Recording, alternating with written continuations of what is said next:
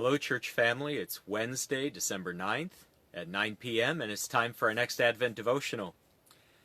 Right now, we're looking at Old Testament prophecies about Christ and his ministry. And this evening, we're looking at the prophecy found in Isaiah chapter 9, verse 6. Here's what it says.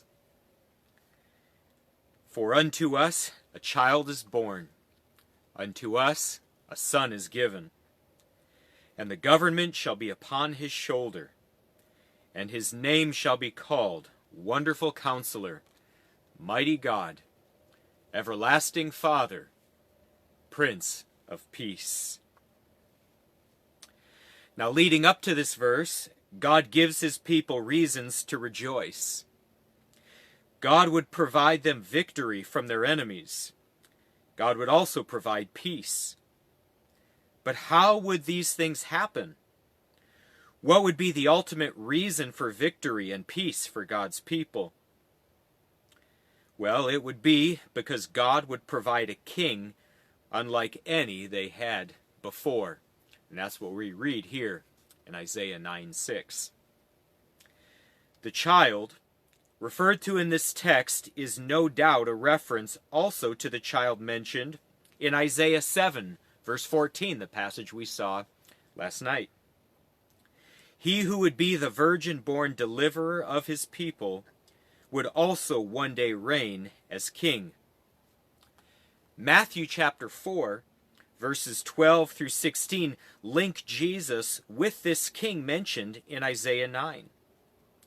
Jesus is the promised son who would rule and be the cause for God's people to rejoice in their victory and have peace over their enemies. Jesus the Messiah came to fulfill this prophecy. Though his ultimate ruling as king is still to come, he still fits the description of this verse. He is the wonderful counselor, indicating his unending wisdom. He is the mighty God, indicating his great power.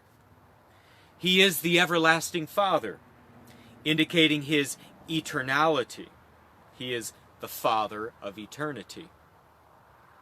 He is the Prince of Peace, indicating his authority.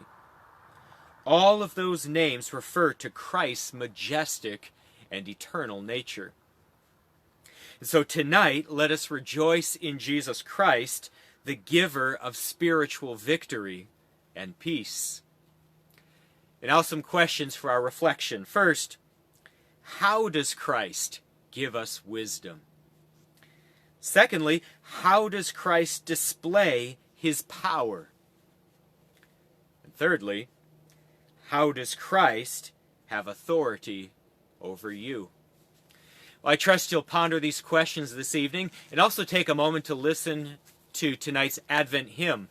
Now, unfortunately, I wasn't able to post the hymn to our church Facebook page. Just had some trouble with the posting.